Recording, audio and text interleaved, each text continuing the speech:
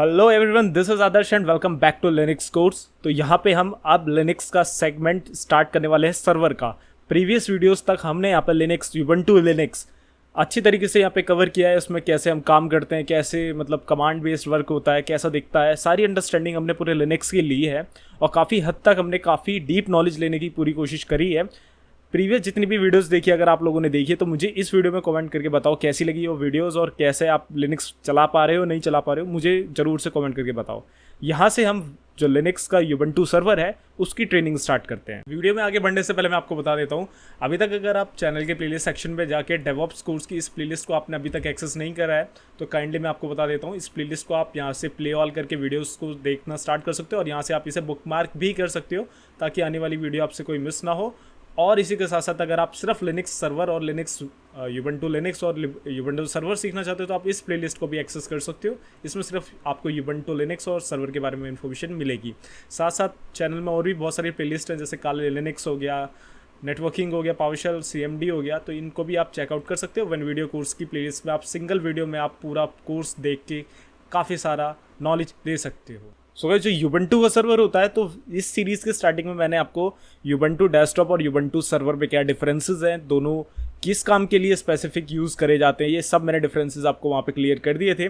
यहाँ पे हम जो यूबंटू सर्वर है वो यूज़ करेंगे अपनी सर्विसेज के लिए। हम यहाँ पे बहुत सारी सर्विसेज को यूज़ करते हैं, जैसे वेब सर्वर हम यहाँ पे यूज़ करते हैं, हम यहाँ पे अपना डेटाबेस सर्वर यूज़ करते हैं, हम यहाँ पे FTP सर्वर यूज़ करते हैं, SSH सर्वर यूज़ करते हैं। बहुत तरीके की यहाँ पे हम कॉन्फ़िगरेशंस करते हैं सर्वर के अंदर, जिससे हम पर्टिकुलर अपने क्लाइंट्स को, अपने यूज़र्स को सर्विस प्रोवाइड करते हैं। अब वो चाहे वेब सर्वर की हो, चाहे वो आपकी FTP सर्वर की हो। तो सर्वर का काम यहाँ पे एज अ सर्विस प्रोवाइडर होता है कि वो अपने यूज़र या क्लाइंट को सर्विस दे।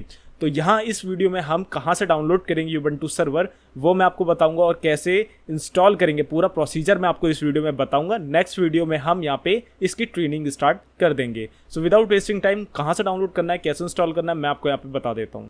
तो यूबंटू सर्वर डाउनलोड करने के लिए आप अपने ब्राउज़र पे चले जाइए। ब्राउज़र पे जाने के बाद आपको कुछ नहीं करना, सर्च पे लिखना है यूबंटू सर्वर डाउनलोड, और जैसे ही आप ये लिखोगे तो आपको official get Ubuntu server download का यहाँ पे ऑफिशियल ubuntu.com की लिंक मिलेगी। यहाँ से आप latest version of Ubuntu server download कर सकते हो। तो यहाँ पे अगर आप देखोगे तो ये यूबंटू दे रहा है, सिर्फ यूबंटू 24.04।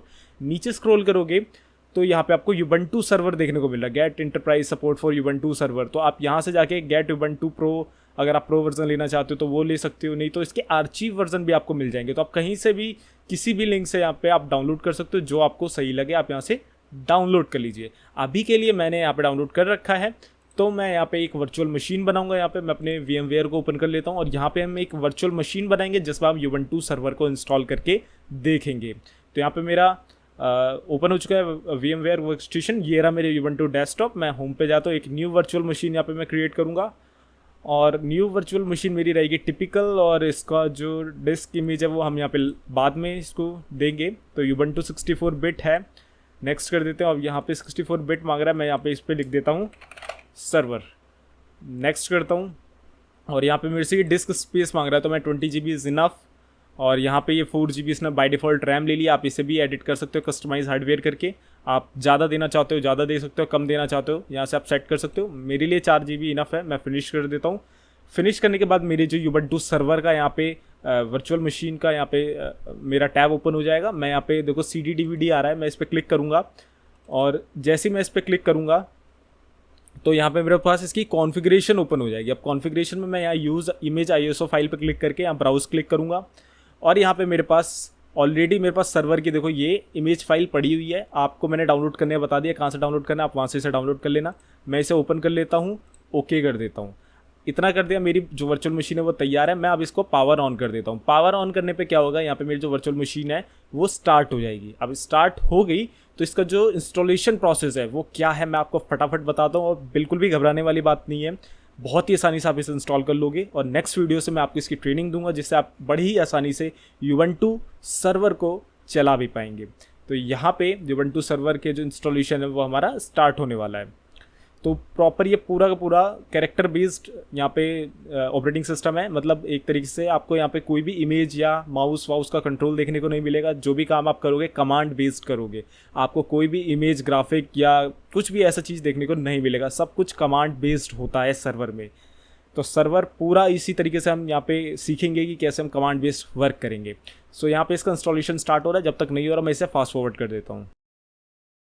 तो जो हमारा इंस्टॉलेशन है वो स्टार्ट हो चुका है। यहाँ पे मेरे से लैंग्वेज मांग रहा है, तो मैं इसे इंग्लिश ही सेट करके एंटर करूँगा। अब यहाँ पे अगर आप देखोगे तो ये मेरा जो लेआउट है, मेरे जो कीबोर्ड का लेआउट है वो मांग रहा है, तो मुझे इंग्लिश ही रखना है। तो मैं इसमें इंग्लिश ही सिलेक्ट करके आगे डन कर दूंगा। अब ये मेरे से यहाँ पे ऑटोमेटिकली कॉन्फ़िगरेशन मांग रहा है नेटवर्क की। तो मैं अभी वर्चुअल मशीन में हूँ, तो मुझे यहाँ पे देखो ऑटोमेटिक ये DHCP से IP दे रहा है, मैं डन कर दूंगा। प्रॉक्सी मांग रहा है, मुझे प्रॉक्सी नहीं देनी, मैं एंटर करके डन कर दूंगा। और अब ये मिरर मांग रहा है, मिरर भी मुझे यही डन रखना है। और कंटिन्यू विदाउट अपडेटिंग करेंगे, क्योंकि अभी हम इसमें अपडेट नहीं करना चाहते, हम सिर्फ इंस्टॉल करेंगे। एक प्योर इंस्टॉलेशन करके दिखाऊंगा, बाद में अपडेट की कमांड मैं आपको दिखा दूंगा।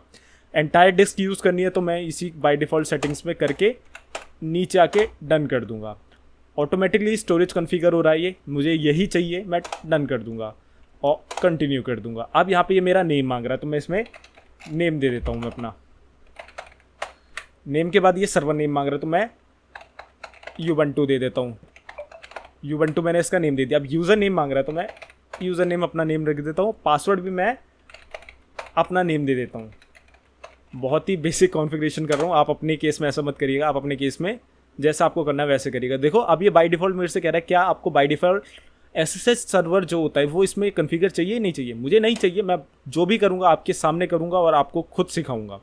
डन कर दूंगा मैं बिना उसे सिलेक्ट करे। अब ये बाय डिफ़ॉल्ट मांग रहा है कि आपको और कौन कौन से जो टूल हैं, पैकेजेस हैं, सर्वर के साथ साथ सर्वर में इंस्टॉल करें। देखो डॉकर भी आता है इसमें, क्यूबरनेटिस भी आता है इसमें AWS का भी आता है स्टोरेज का, और यहाँ पे हिरोकू भी आता है, बहुत सारे प्रोमीथियस, ये सारे डेवऑप्स के टूल्स हैं। सब मैं आपको यहाँ पे ट्रेनिंग इसकी दूंगा। अभी के लिए मुझे कुछ भी नहीं करना है, सब कुछ मैं अपने आप ही करूँगा। फ्रेश इंस्टॉलेशन चाहिए मुझे, मैं बिना किसी को सिलेक्ट करे मैं यहाँ पे एंटर कर दूंगा। बस दैट्स इट। अब यहाँ पे जितने भी कॉन्फ़िगरेशन है, जो भी कॉपी होंगी फाइल, जो भी इंस्टॉल होगा, सब कुछ यहाँ पे आपको सामने हो रहा है। मैं फास्ट फॉरवर्ड कर रहा हूँ, कुछ भी अब मुझे नहीं करना है यहाँ पे। जैसे ही सब कुछ हो जाएगा बाय डिफ़ॉल्ट ये आपका रीस्टार्ट होगा सर्वर, और आपको यहाँ पे लॉग इन करने का वहाँ पे ऑप्शन मिल जाएगा। तो मैं इसे फास्ट फॉरवर्ड करता हूँ। अगर कुछ स्टेप बीच में आया तो मैं आपको वो भी दिखा दूंगा।